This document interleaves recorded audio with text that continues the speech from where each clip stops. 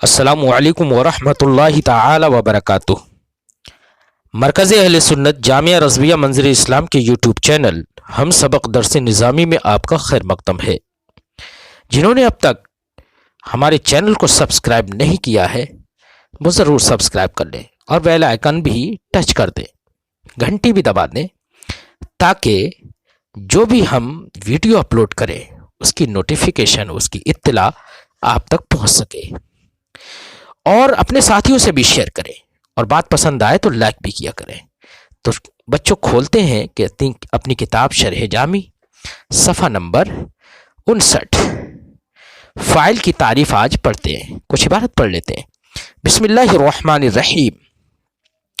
فمنہ اے من المرفوع او مما اشتمل على علم الفاعلیہ الفاعل وانما قدمه لانه اصل المرفوعات عند الجمهور لأنه جزء الجملة الفعلية التي هي أصل الجمل، ولأن عامله أقوى من عامل المبتدأ، وقيل أصل المرفوعات المبتدأ لأنه باق على ما هو الأصل في المسند إليه وهو التقدم بخلاف الفاعل، ولأنه يحكم عليه بكل حكم جامد أو مشتق فكان أقوى بخلاف الفاعل فإنه لا يحكم عليه إلا بالمشتق، وهو أي الفاعل ما أي اسم حقيقة أو حكما ليدخل فيه مثل قولهم أعجبني أن ضربت زيدا أسند إليه الفعل بالأصالة لا بالتبعية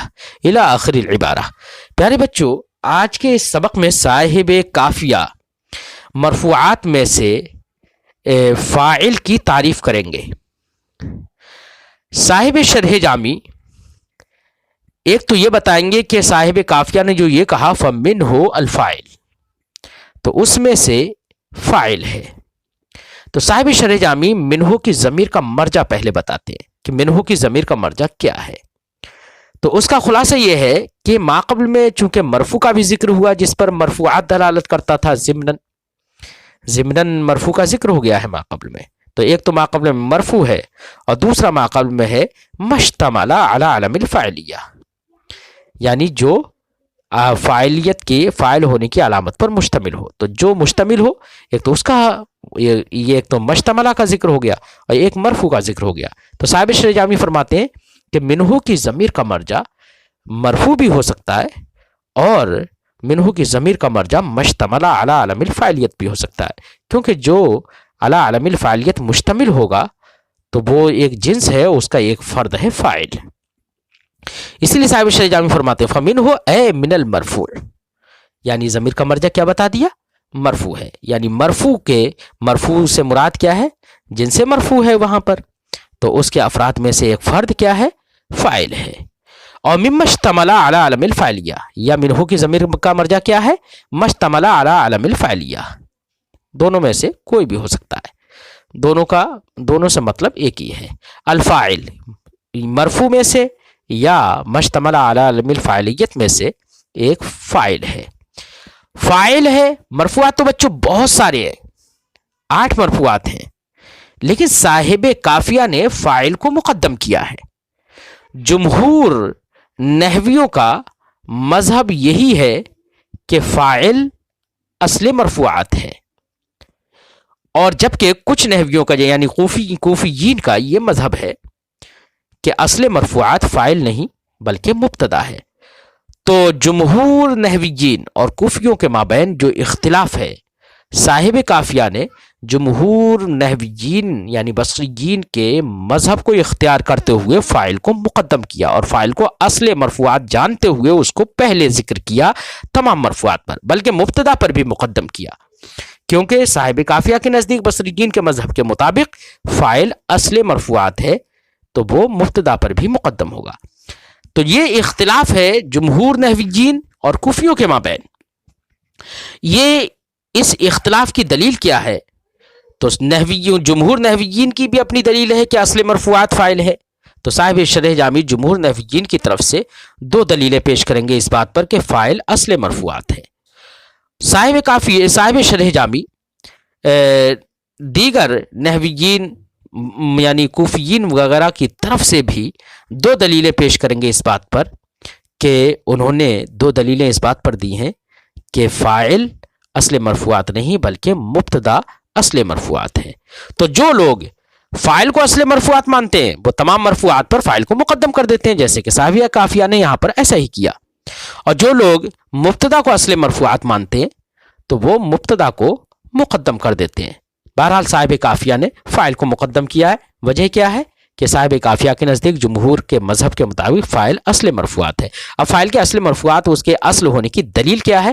دو دلیلیں ذکر کریں گے۔ صاحب شرح جامی فرماتے ہیں وَإِنَّمَا قَدَّمَهُ لِأَنَّهُ أَصْلُ الْمَرْفُوعَاتِ، صاحب کافیہ نے فاعل کو مقدم کیا، کیوں؟ لِأَنَّهُ أَصْلُ الْمَرْفُوعَاتِ، کیونکہ وہ اصل مرفوعات ہے عند الجمہور، جمہور نحویین کے نزدیک۔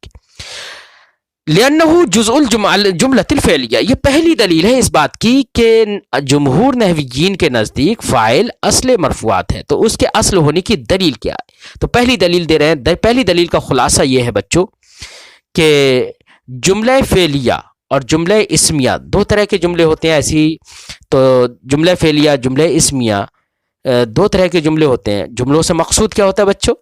فاعل مخاطب کو فائدہ تامہ دینا۔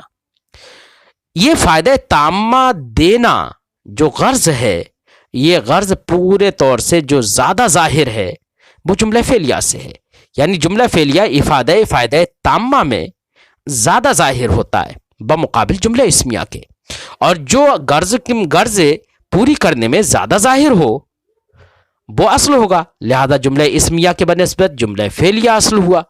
اور آپ جانتے ہیں بچوں فاعل وہ جملہ فعلیہ کا جز ہوتا ہے، جبکہ مبتدا وہ جملہ فعلیہ کے نہیں بلکہ جملہ اسمیہ کا جز ہوتا ہے۔ تو جو فاعل جملہ فعلیہ کا جز ہے اور جملہ فعلیہ جملہ اسمیہ کے بنسبت اصل ہے، تو اب فاعل بھی مبتدا کے بنسبت اصل ہوگا، کیونکہ مبتدا جملہ اسمیہ کا جز ہوتا ہے اور فاعل جملہ فعلیہ کا جز ہوتا ہے، جو کہ جملہ فعلیہ جملہ اسمیہ کے بنسبت اصل ہے۔ بات سمجھ میں آ گئی؟ پہلی دلیل کا خلاصہ ذہن میں آ گیا ہوگا۔ صاحب شرح جامی فرماتے لِأَنَّهُ جُزْءُ الْجُمْلَةِ الْفِعْلِيَّةِ، فاعل یہ اصل مرفوعات اس لیے ہے کہ وہ جملہ فعلیہ کا جز ہے۔ کون سی جملہ فعلیہ کا؟ الَّتِي هِيَ أَصْلُ الْجُمَلِ، جو جملہ فعلیہ تمام جملوں میں اصل ہے۔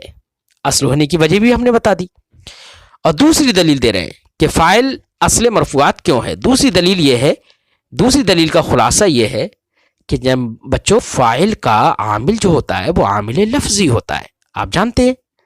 اس کے برخلاف مبتدا کا عامل، تو مبتدا کا عامل تو ابتدا ہوتا ہے، یعنی وہ عامل معنوی ہوتا ہے، اور عامل معنوی کے بنسبت عامل لفظی قوی تر ہوتا ہے۔ تو جس کا عامل قوی ہو تو اس کو اصل بنایا جائے گا، نہ کہ اس کو جس کا عامل کم قوی ہو۔ اس لیے جملہ فعلیہ جمبو فاعل کا عامل قوی تر ہوتا ہے، اس لیے فاعل کو اصل مرفوعات قرار دیا جمہور نے۔ فرماتے صاحب شرح جامی وَلِأَنَّ عَامِلَهُ أَقْوَى مِنْ عَامِلِ الْمُبْتَدَى، اور ایک وجہ یہ بھی ہے اس کے اصل مرفوعات ہونے کی فاعل کے کہ فاعل کا عامل یہ مبتدا کے عامل سے قوی تر ہوتا ہے، کیونکہ وہ فعل ہوتا ہے، یعنی فعل وہ عامل لفظی ہوتا ہے۔ اچھا ایک وجہ اور بھی بتاتے ہیں کہ فاعل کا عامل چونکہ عامل لفظی ہوتا ہے وہ قوی تر اس لیے بھی ہوتا ہے، قوی تر ہونے کی اس کی ایک دلیل یہ بھی ہے کہ عامل لفظی جو ہوتا ہے نا، جس طریقے سے وہ عامل لفظی ہے کیا فاعل کا، وہ فعل یا شبہ فعل، یہ فعل یا شبہ فعل جو ہوتا ہے جس طریقے سے فاعل میں عمل کرتا ہے ویسے ہی مفعول بھی اور دیگر متعلقات میں بھی وہ عمل کرتا ہے۔ جیسے کہ ہم نے کہا ضرب زید عمرا ضربا شدیدا امام البیت فی دارہ یوم الجمعہ، اس طریقے سے ہم کہیں للتعدیب۔ تو تمام تر متعلقات میں فاعل کے عامل یعنی فعل نے یعنی عامل لفظی نے سب میں عمل کیا، اگر وہ قوی تر نہیں ہوتا تو سب میں عمل کیسے کرتا ہے؟ اس کے برخلاف مبتدا کا عامل جو ابتدا ہے وہ صرف مبتدا میں عمل کرتا ہے، دیگر متعلقات میں عمل نہیں کرتا ہے۔ یہ اس بات کی پکی دلیل ہے کہ فاعل کے عامل جو عامل لفظی ہے وہ مبتدا کے عامل سے قوی تر ہے۔ بات سمجھ میں آ گئی بچوں؟ فرماتے ہیں وَلِأَنَّ عَامِلَهُ أَقْوَى مِنْ عَامِلِ الْمُبْتَدَى، اور دوسری دلیل یہ ہے کہ فاعل کا عامل مبتدا کے عامل سے قوی تر ہے۔ وقیل اصل المرفوعات المبتدا، اور یہ بھی کہا گیا ہے، قیلہ سے تعبیر کر رہے ہیں، صیغہ تمریز لے کر آئے، کیوں؟ اس لیے کہ صاحب شرح جامی کا بھی رجحان یہی ہے کہ اصل مرفوعات فاعل ہیں۔ فرماتے ہیں اور یہ بھی کہا گیا ہے کہ مرفوعات میں اصل مبتدا ہے، کیوں؟ ان کے مبتدا کے اصل ہونے کی دلیل کیا ہے؟ ان کی طرف سے بھی صاحب شرح جامی دو دلیلیں پیش کرتے ہیں۔ فرماتے لِأَنَّهُ بَاقٍ عَلَى مَا هُوَ الْأَصْلُ فِي الْمُسْنَدِ إِلَيْهِ، آپ جانتے ہیں بچوں کہ مبتدا مسند الیہ ہوتا ہے، ایسے فاعل بھی مسند الیہ ہوتا ہے، اور مسند الیہ کے اندر اصل یہ ہے کہ وہ مسند سے مقدم ہو، مسند سے پہلے ہو۔ تو جو اصل ہے مسند الیہ کے اندر، تو کیونکہ مسند الیہ تو وہی ہوتا ہے نا جس کی طرف مسند کی اسناد ہوتی ہے، تو جس کی طرف اسناد ہو اس کو تو تقدم حاصل ہوگا، تو مسند الیہ کو تقدم حاصل ہوتا ہے۔ تو اب دیکھیے، اب جو تقدم جو اصل ہے مسند الیہ کے اندر، وہ تقدم کس کے اندر باقی رہتا ہے؟ فاعل کے اندر تو باقی نہیں رہتا ہے، کیونکہ فاعل کا جو مسند ہوتا ہے وہ مقدم ہوتا ہے، فعل یا شبہ فعل اس پر مقدم ہوتا ہے۔ اس کے برخلاف مبتدا خبر پر مقدم ہوتا ہے، کیونکہ مسند الیہ ہوتا ہے وہ مقدم ہی ہوتا ہے، تو اس کے اندر اصل ہے تقدم، تو مبتدا تو اپنی اصل پر باقی رہا، فاعل اپنی اصل پر باقی نہیں رہا۔ یہ اس بات کی دلیل ہے کہ مبتدا اصل مرفوعات ہے، کیونکہ وہ اصل پر باقی ہے، تو اصل پر باقی رہنے کی وجہ سے اس کو اصل مرفوعات کہا۔ فرماتے ہیں یہ بھی کہا گیا ہے کہ اصل مرفوعات مبتدا ہے، کیوں؟ دلیل لِأَنَّهُ بَاقٍ عَلَى مَا هُوَ الْأَصْلُ فِي الْمُسْنَدِ إِلَيْهِ، کیونکہ مبتدا اس پر باقی ہے جو کہ مسند الیہ میں اصل ہوتا ہے۔ کیا ہے اصل؟ وہ تقدم، مسند الیہ میں اصل وہ تقدم ہے، برخلاف فاعل کے، فاعل اس تقدم پر اپنی اصل پر باقی نہیں رہتا ہے، کیونکہ وہ فعل سے یا شبہ فعل سے مؤخر ہوتا ہے۔ دوسری دلیل دے رہے وَلِأَنَّهُ يُحْكَمُ عَلَيْهِ بِكُلِّ حُكْمٍ جَامِدٍ أَوْ مُشْتَقٍ، دوسری دلیل کا خلاصہ یہ ہے کہ مبتدا ایسا ہوتا ہے کہ اس پر حکم کوئی بھی لگ سکتا ہے، اس میں جامد سے بھی حکم لگا دیا جاتا ہے، اور اس میں مشتق سے بھی حکم لگا دیا جاتا ہے، اس میں یعنی حکم جامد بھی لگ جاتا ہے، حکم مشتق بھی لگ جاتا ہے مبتدا پر۔ اس کے برخلاف فاعل پر حکم صرف اور صرف مشتق کا لگتا ہے، جامد کا نہیں لگتا ہے۔ یہاں پر حکم لگنے سے مراد یہ ہے اسناد کرنا، یعنی مبتدا کی طرف اسناد جامد کی بھی ہو جاتی ہے اور اس میں مشتق کی بھی ہو جاتی ہے۔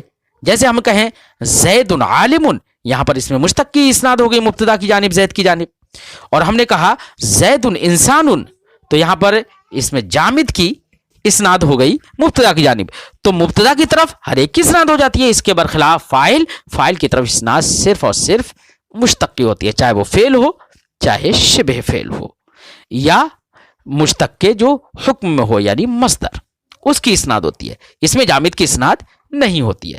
تو جس کی طرف ہر ایک کی اسناد ہو جائے وہ اصل ہوگا، اس لیے کوفیین نے یہ کہہ دیا کہ اصل مرفوعات مبتدا ہے۔ فرماتے ہیں وَلِأَنَّهُ يُحْكَمُ عَلَيْهِ بِكُلِّ حُكْمٍ جَامِدٍ، اور ایک دلیل یہ بھی ہے مبتدا کے اصل مرفوعات ہونے کی کہ اس پر حکم جامد بھی لگ جاتا ہے اور حکم مشتق بھی لگ جاتا ہے۔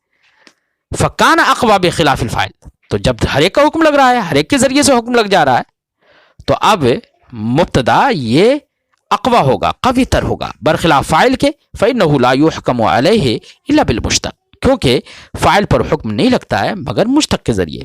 حکم سے میں نے مراد بتا دی، حکم لگنے سے مراد کیا ہے؟ اسناد ہونا۔ بہرحال یہ اختلاف تھا۔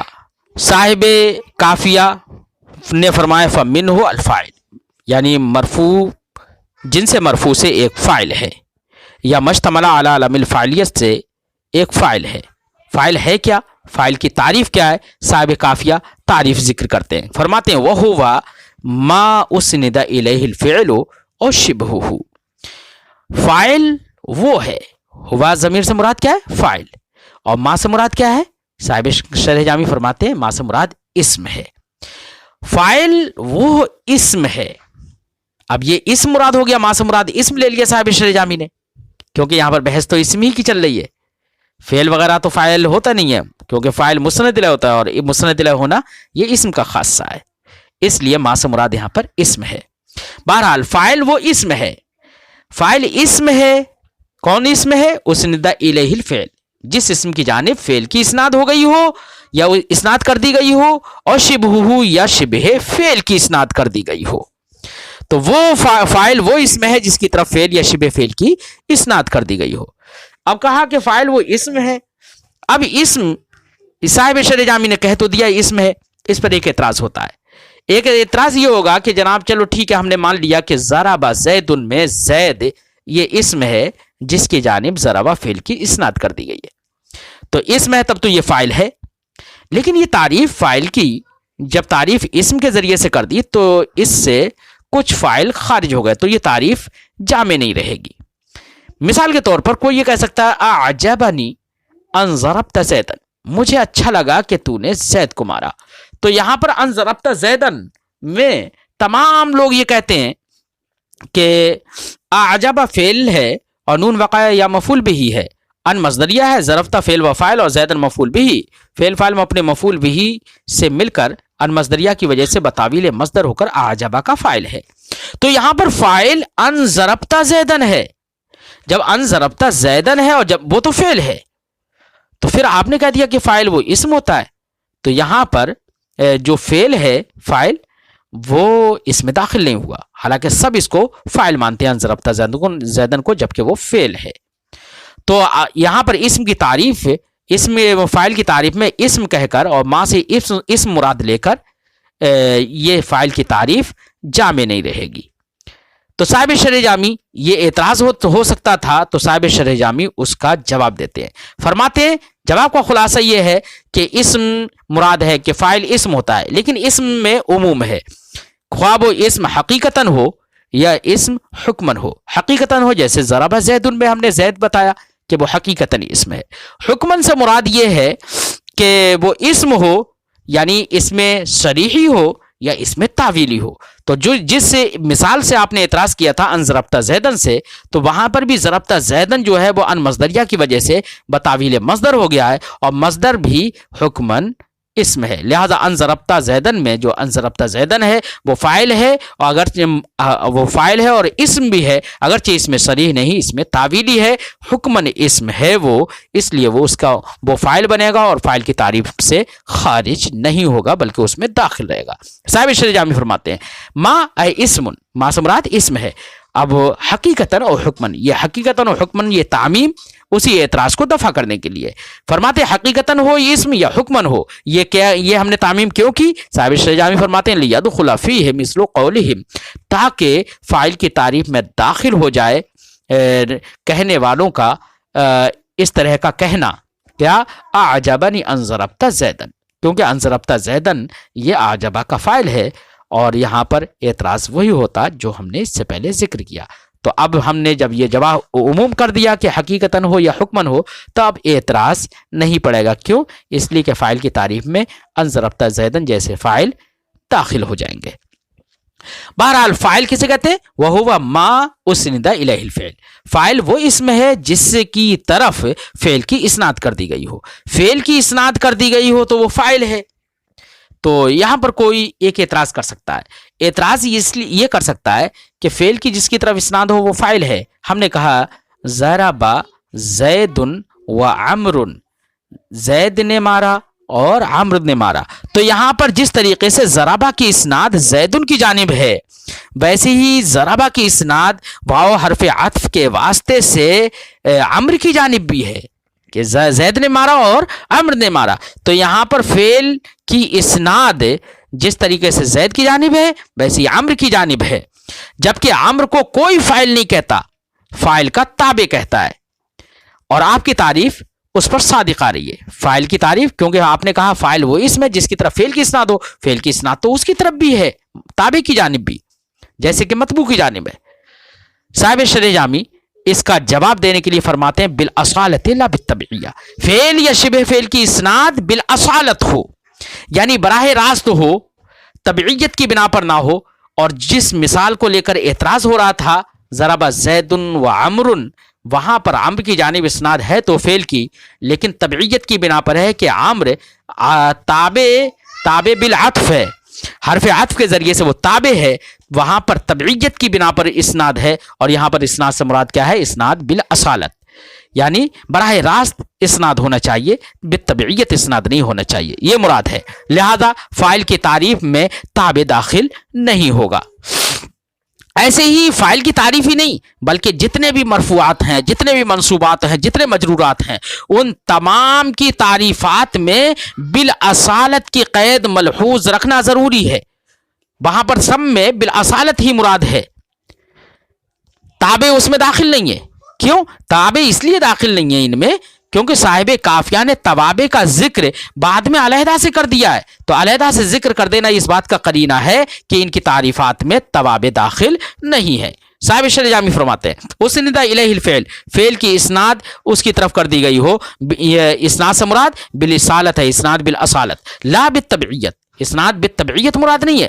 کیوں؟ یہ کیوں کہہ دیا صاحب شرح جامی؟ لیخرج عن حد توابع الفاعل، تاکہ عن الحد توابع الفاعل، لیخرج عن الحد توابع الفاعل، تاکہ فاعل کی تعریف سے فاعل کے توابع خارج ہو جائیں۔ وقذا المراد فی جمیع حدود المرفوعات، ایسے ہی بالاصالت ہی مراد، اسناد بالاصالت ہی مراد ہے تمام تر مرفوعات کی تعریفات میں، تمام تر منصوبات و مجرورات کی تعریف میں، حدود میں، غیر تابع، تابع مراد نہیں ہے، جو کہ بقرینت، یہاں پر قرینہ کیا ہے کہ تابع مراد نہیں ہے؟ بقرینت ذکر توابع بعدہ، کیونکہ صاحب قافیہ نے توابع کا ذکر ان کے بعد میں کیا ہے، تو بعد میں علیحدہ سے ذکر کرنا اس بات کا قرینہ ہے کہ یہاں پر توابع داخل نہیں ہے۔ اور شبہہ، اور یہاں پر تنویع کے لیے ہے، نوع بیان کرنے کے لیے کہ فاعل کی دو قسمیں ہیں، ایک فاعل وہ ہوتا ہے جس کی طرف فعل مسند ہو، اور ایک فاعل وہ ہوتا ہے جس کی طرف شبہ فعل مسند ہو۔ تو فاعل کی نوعیتیں بیان کرنے کے لیے صاحب قافیہ نے او پیش کیا، تو او تشکیک کے لیے نہیں ہے بلکہ او تنویع کے لیے ہے۔ اور شبہہ، فعل مسند ہو یا فعل کا مشابہ مسند ہو۔ شبہ فعل کسے کہیں گے؟ شبہ فعل یا تو فی الدلالت ہوتا ہے یا شبہ فعل فی العمل ہوتا ہے، یعنی کسی دوسرے کو فعل کے ساتھ مشابہت یا تو عمل میں ہوگی کہ جیسے فعل اپنے فاعل کو رفع دیتا ہے، مفعول کو نصب دیتا ہے، ویسے ہی اس میں فاعل ہے، اس میں فاعل ہے، اس میں تفضیل ہے، صفت مشبہ ہے، وغیرہ وغیرہ، یہ بھی اپنے فاعل کو رفع دیتے ہیں اور مفعول بھی کو نصب دیتے ہیں۔ تو عمل میں مشابہت ہے فعل کے ساتھ ان کو، اس لیے ان کو شبہ فعل کہیں گے۔ یا دلالت علی الحدث میں مشابہت ہے کہ جس طریقے سے فعل معنی حدثی پر دلالت کرتا ہے، اسی طریقے سے اس میں فاعل، صفت مشبہ، مصدر، اس میں تفضیل، اس میں فعل وغیرہ، یہ بھی سب کے سب حدث پر دلالت کرتے ہیں۔ تو دلالت کرنے میں یا عمل کرنے میں ان تمام کو مشابہت ہے فعل کے ساتھ، اس لیے ان تمام کو شبہ فعل کہا جاتا ہے۔ بہرحال فعل مسند ہو یا شبہ فعل مسند ہو، تو جس اسم کی جانب فعل یا شبہ فعل مسند ہو اسی اسم کو فاعل کہتے ہیں۔ فرماتے ہیں اور شبہ یا شبہ فعل مسند ہو، اے ما یشبہ فی العمل، یعنی جو فعل کے ساتھ مشابہت رکھتا ہو عمل میں یا معنی حدثی پر دلالت کرنے میں۔ وَإِنَّمَا قَالَ ذَلِكَ، یہ اور شبہ صاحب قافیہ نے کیوں کہا؟ یہ اس لیے کہا، انما قال ذالک، صاحب قافیہ نے شبہہ اس لیے کہا لیتناول فاعل اسم الفاعل، تاکہ فاعل کی یہ تعریف اس میں فاعل کے فاعل کو بھی شامل ہو جائے، کیونکہ اس میں فاعل کا بھی تو فاعل ہوتا ہے، صفت مشبہ کا بھی فاعل ہوتا ہے، مصدر کا بھی فاعل ہوتا ہے، اس میں فعل کا بھی فاعل ہوتا ہے، افعال التفضیل یعنی اس میں تفضیل کا جو افعال کا وزن ہوتا ہے اس کا بھی فاعل ہوتا ہے، ایسی ظرف کا بھی فاعل ہوتا ہے، تو ان تمام کے فاعل کو بھی یہ فاعل کی تعریف شامل ہو جائے، اس لیے صاحب قافیہ نے شبہہ یہ پڑھا دیا۔ فرماتے ہیں وقدم علیہ، اور فعل یا شبہ فعل کو اس اسم پر مقدم کر دیا گیا ہو۔ قدمہ کی ضمیر کا مرجع فعل یا شبہ فعل، علیہ اے علی ذالک الاسم، یعنی اس اسم پر، کون سے اسم پر؟ جس اسم کی جانب فعل یا شبہ فعل کی اسناد ہو رہی ہے۔ یہ قدمہ علیہ کی قید صاحب قافیہ نے فاعل کی تعریف میں کیوں بڑھائی ہے؟ یہ اس لیے بڑھائی ہے، اصل میں اگر یہ قید نہیں بڑھائی جاتی بلکہ صرف اتنا کہہ دیا جاتا کہ فاعل وہ اسم ہے جس کی طرف فعل یا شبہ فعل مسند ہو. اگر اتنی تعریف کر دی جاتی تو ایک اعتراض ہو جاتا. مثلا کوئی یہ کہہ سکتا تھا کہ زید ضربا، مثال کے طور پر ہم نے کیا کہا؟ زید ضربا. تو زید ضربا میں ضربا کی اسناد زید کی ضمیر کی جانب ہے، جو ضربا میں ہوا ضمیر ہے اس ضمیر کی جانب ضربا کی اسناد ہے، اور وہ ضمیر سے مراد کون ہے؟ وہی زید ہے. تو کسی شے کی ضمیر کی طرف اسناد ہونا حقیقت میں اسی شے کی طرف اسناد ہونا ہے. تو یہاں پر بھی تو ضربا کی اسناد حقیقت میں زید ہی کی جانب ہو گئی. تو آپ نے کہا تھا کہ فاعل وہ اسم ہے جس کی تان جانب فعلی یا شبہ فعل کی اسناد ہو، تو یہاں پر زید ضربا میں ضربا کی اسناد زید کی جانب ہو گئی. کیوں؟ اس لیے کہ ضمیر کی جانب اسناد ہونا اسی زید کی جانب ہی اسناد ہونا ہے. تو زید کی جانب اسناد ہو گئی تو زید ضربا میں زید یہ فاعل ہو جانا چاہیے، آپ کی فاعل کی تعریف اس پر صادق آ جائے گی. یہ اعتراض ہو سکتا تھا، اس لیے اس اعتراض کو دفع کرنے کے لیے فاعل کی تعریف میں صاحب قافیہ نے فرمایا وقدم علیہ، فعل یا شبہ فعل کی اسناد بھی ہو اور ساتھ ہی ساتھ یہ بھی ضروری ہے کہ وہ فعل یا شبہ فعل اس اسم پر مقدم کر دیا گیا ہو.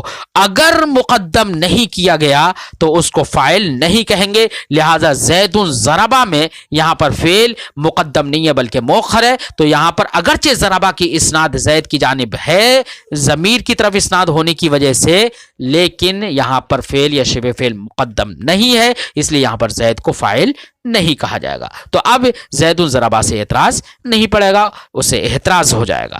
فرماتے ہیں وقدم اے الفعل و شبہ فعل یا شبہ فعل علیہ، یعنی اس اسم پر مقدم کر دیا گیا ہو. واحترز بہ، یہ قدمہ کہہ کر صاحب قافیہ نے احتراز کیا ہے ان نحو زید فی زید ضربا، زید ضربا میں جو زید ہے اس جیسی مثالوں سے احتراز کیا ہے. کیوں؟ لأنہ مما اسند الیہ الفعل، کیونکہ زید ضربا میں بھی تو زید وہ ہے جس کی جانب فعل کی اسناد ہے، یعنی ضربا کی اسناد ہے. اب آپ کہیں گے کہ ضربا کی اسناد تو زید کی جانب نہیں ہے بلکہ اس کی ضمیر کی جانب ہے. تو فرماتے ہیں نہیں، ضمیر کی جانب اسناد ہونا بھی اسی زید کی ہی جانب اسناد ہونا ہے، کیونکہ کسی بھی شے کی ضمیر کی جانب اسناد کرنے کا مطلب ضمیر سے مراد تو وہی ہوتا ہے. تو اس لیے ضمیر کی جانب اسناد کرنا در حقیقت اسی کی جانب اسناد کرنا ہے. فرماتے ہیں لأن الاسناد الی ضمیر شیء، کیونکہ کسی شے کی ضمیر کی طرف اسناد کرنا اسناد الیہ فی الحقیقہ، اسی شے کی جانب ہی حقیقت میں اسناد کرنا ہے. لکنہ مؤخر عنہ، لیکن یہاں پر زید ضربا میں زید یہ فاعل کی تعریف میں داخل نہیں ہوگا. کیوں؟ اس لیے کہ یہاں پر فعل اس پر مقدم نہیں ہے بلکہ اس سے مؤخر کر دیا گیا ہے. مؤخر کر دیا گیا ہے اس لیے زید کو یہاں پر فاعل نہیں کہیں گے.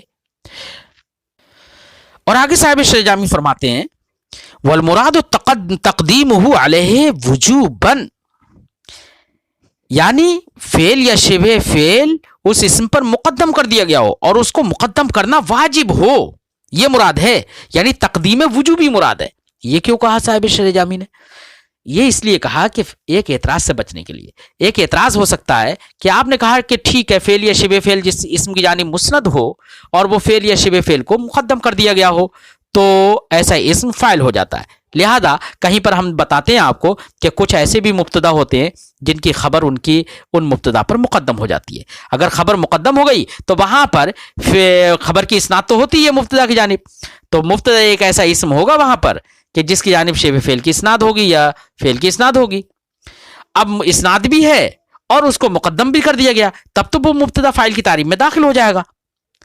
مثال کے طور پر ہم کہیں کریم من یکرمک، کریم وہ شخص جو تمہاری عزت کرتا ہے، کریم ہے، شریف ہے. اب یہاں پر کریم یہ خبر مقدم ہے اور من یکرمک یہ پورا ملا کر من موصولہ، یکرمک اس کا پورا فعل اپنے فاعل و مفعول بھی سے مل کر صلہ، موصول صلہ سے مل کر مبتدا مؤخر. تو یہاں پر مبتدا مؤخر ہے اور کریم یہ صیغہ صفت اس کی خبر ہے وہ مقدم ہے. تو یہاں پر کریم کی اسناد من یکرمک کی جانب تو ہے، کیونکہ کریم کے اندر ایک ضمیر ہے جو ضمیر لوٹ رہی ہے کس کی جانب؟ من کی جانب.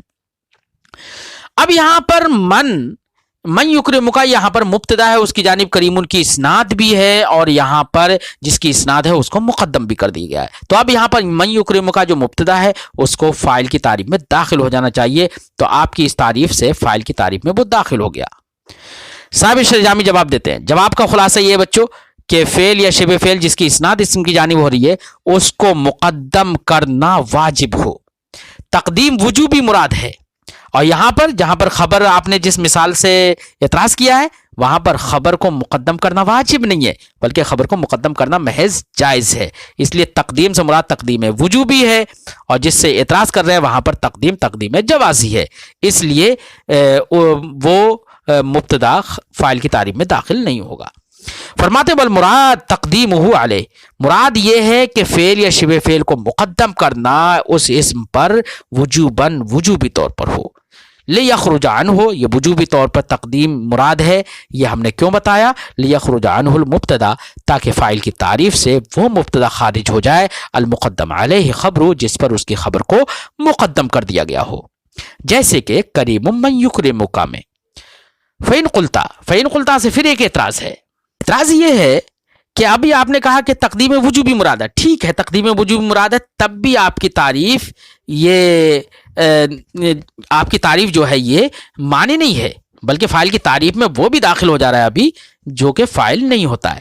ٹھیک ہے ہم مان لیتے ہیں کہ تقدیم وجوبی مراد ہے، ٹھیک ہے کریم من یکرمک جیسی مثالوں سے احتراز ہو گیا اور وہ خارج ہو گئی، لیکن کبھی کبھی ایسا بھی تو ہوتا ہے نا کہ مبتدا کی خبر کو مقدم کرنا بھی واجب ہوتا ہے۔ مثال کے طور پر خبر ظرف ہو اور مبتدا نکرہ ہو، تو ایسی صورت میں خبر کو مبتدا پر مقدم کرنا واجب ہے۔ مثال کے طور پر ہم کہیں فی الدار رجل، تو یہاں پر فی الدار جو خبر ہے ثابتن سے متعلق ہو کر خبر ہے، یہ اس کو مقدم کرنا واجب ہے رجل پر، جو کہ رجل مبتدا ہے نکرہ ہے۔ یہاں پر مقدم کرنا اس لیے واجب ہے کیونکہ رجل نکرہ ہے، اس میں تخصیص اسی وجہ سے پیدا ہوئی ہے کہ اس کی خبر کو مقدم کر دیا گیا ہے۔ اگر خبر کو مقدم نہیں کیا جائے تو یہاں پر رجل نکرہ میں تخصیص نہیں ہوگی، جب تخصیص نہیں ہوگی تو اس کا مبتدا واقع ہونا بھی صحیح نہیں ہوگا، تو اس کا مبتدا واقع ہونا یہ موقوف ہے اس بات پر کہ خبر کو مقدم کیا جائے، لہٰذا یہاں پر خبر کو مقدم کرنا واجب ہے۔ جب خبر کو مقدم کرنا یہاں پر واجب ہو گیا تو تقدیم وجوبی کی قبیل سے تو ہو گیا، جیسے کہ ابھی آپ نے جواب دیا تھا، تو تقدیم وجوبی ہو گئی یہاں پر، تو خبر کو مقدم کرنا واجب ہے، اور اس کی اسناد ہے مبتدا کی جانب، کیونکہ ہر خبر کی اسناد مبتدا کی جانب ہوتی ہے۔ تو اب ایسی صورت میں یہاں پر فاعل کی تعریف میں فی الدار رجل کی جیسی مثالوں میں جو رجل ہے جو مبتدا ہے جس کی خبر کو مقدم کرنا واجب ہے، یہ مبتدا فاعل کی تعریف میں داخل ہو جائے گا، یہ اعتراض پھر ہوگا، اس کا جواب دیں گے۔ فَإِن قُلْتَ اگر آپ اعتراض کریں قد یجب تقدیمہ، کبھی کبھی خبر کی تقدیم مبتدا پر واجب ہو جاتی ہے، کب؟ اذا کان المبتدا نکرۃ، مثال کے طور پہ جب کہ مبتدا نکرہ ہو، والخبر ظرفا، اور خبر ظرف ہو تو تقدیم واجب ہو جائے گی، جیسے کہ فی الدار رجل میں۔ تو آپ کیا جواب دیں گے؟ تب تو اعتراض ہوگا۔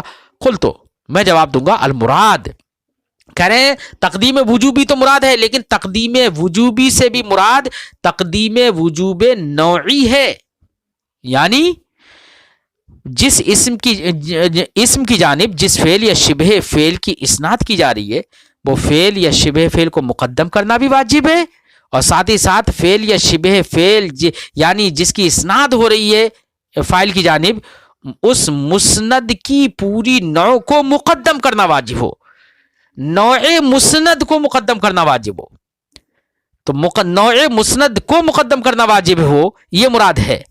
رہا یہ کہ جو آپ نے خبر کی مثال دے دی فی الدار رجل، تو وہاں پر خبر کو مقدم کرنا واجب تو ہے لیکن ایک فرد میں ہے، پوری نوع میں نہیں ہے کہ پوری نوع خبر کو مبتدا پر مقدم کرنا واجب ہو۔ اس کے برخلاف فاعل وہی اسم ہے جس کی جانب فعل یا شبہ فعل کی اسناد ہو اور وہ فعل یا شبہ فعل مقدم کرنا اس کو واجب ہو، اور پورے مسند چاہے وہ فعل ہو یا شبہ فعل، ہر مسند پوری نوع کا مقدم کرنا واجب ہے فاعل پر۔ تو تقدیم سے مراد کیا ہے؟ تقدیم نوع کی تقدیم واجب ہے، یہ مراد ہے، اور جس سے آپ نے اعتراض کیا وہاں پر پوری نوع کی تقدیم واجب نہیں ہے بلکہ فی الدار رجل میں ایک فرد میں جہاں پر مبتدا نکرہ ہو اور خبر ظرف ہو، تب اس صورت میں صرف مقدم کرنا واجب ہے، تقدیم نوعی نہیں ہوئی یہاں پر۔ فرماتے جواب میں قل تو میں کہوں گا المراد وجوب تقدیم نوعی ہی، مراد جو تقدیم وجوبی سے ہے وہ تقدیم فعل یا شبہ فعل کی نوع کی تقدیم کا وجوب مراد ہے۔ ولیس نوع الخبر مما یجب تقدیمہ، اور نوع خبر اس میں سے نہیں ہے کہ اس کی پوری نوع کی تقدیم واجب ہو، اس میں سے نہیں ہے، برخلاف نوع ما اسندہ الی الفاعل، برخلاف اس کی نوع کے جس کی اسناد فاعل کی جانب کی جاتی ہے۔ فاعل کی جانب جس فعل یا شبہ فعل کی اسناد کی جاتی ہے اس کی پوری نوع کو مقدم کرنا واجب ہے۔ علی جہت قیام ہی ایک اور قید بڑھا رہے ہیں لیکن بات دراز ہو جائے گی، انشاءاللہ آئندہ سبق میں پڑھتے ہیں۔ السلام علیکم ورحمۃ اللہ تعالی وبرکاتہ۔